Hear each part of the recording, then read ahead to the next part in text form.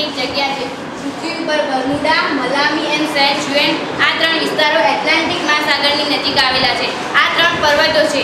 આ પર્વતો ચુંબકીય ક્ષેત્ર ઉત્પન્ન કરે છે. આ ચુંબકીય ક્ષેત્ર એટલું બધું પ્રભાવી છે કે જ્યારે આ વિસ્તાર ઉપરથી કોઈ પણ વિમાન પસાર થાય છે ત્યારે આ પર્વતોએ એ વિમાનને આખું પોતાની અંદર સમાવી લે છે.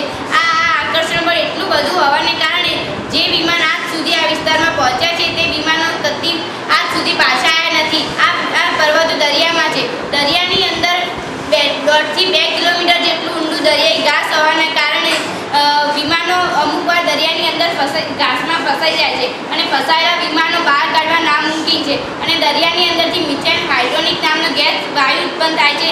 એના કારણે આ વિસ્તારનું વાતાવરણ ધુમ્મસ ભર્યું રહે છે. એટલે જ્યારે કોઈ પણ વહાણ દરિયામાંથી પસાર થતું હોય તો ત્યારે ધુમ્મસના કારણે અહીંયા ટોર્નેડો ઉત્પન્ન થાય છે. ટોર્નેડોના લીધે વહાણ સીધું દરિયામાં ઘૂસી જાય છે.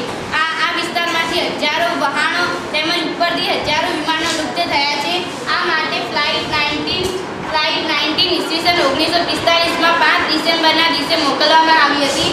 તો આ ફ્લાઇટ જ્યારે આ વિસ્તારની નજીક પહોંચવામાં આવી ત્યારે જે આનો પાયલોટ હતો એના પાયલોટ દ્વારા વાત કરવામાં આવી હતી. તો એના પાયલોટે એવું કીધું હતું કે મને અહીંયા બધું લીલું લીલું દેખાય છે અને એવું લાગે છે અહીંયા બહુ ધુમ્મસ છે અને એવું લાગે છે કે જાણે અમે મંગળ ઉપર પહોંચી ગયા હોઈએ. એને કેમ એવું લાગ્યું કે મંગળ ઉપર પહોંચી ગયા? કારણ કે અહીંયા લીલું હોવાનું કારણ દરિયાનું ઘાસ છે. દરિયાના ઘાસના કારણે પાણી લીલું દેખાય છે અને મિથેન હાઇડ્રોનિક ગેસને કારણે ત્યાં ધુમ્મસ હતું. પરંતુ આ વાસ્તવમાં તે લોકો પૃથ્વી ઉપર હતા. આમ આટલું બોલતા જ એમનું વિમાન લુપ્ત થઈ ગયું અને પછીની કોઈ માહિતી મળી નથી. આમાં કુદરતી ઘટના છે.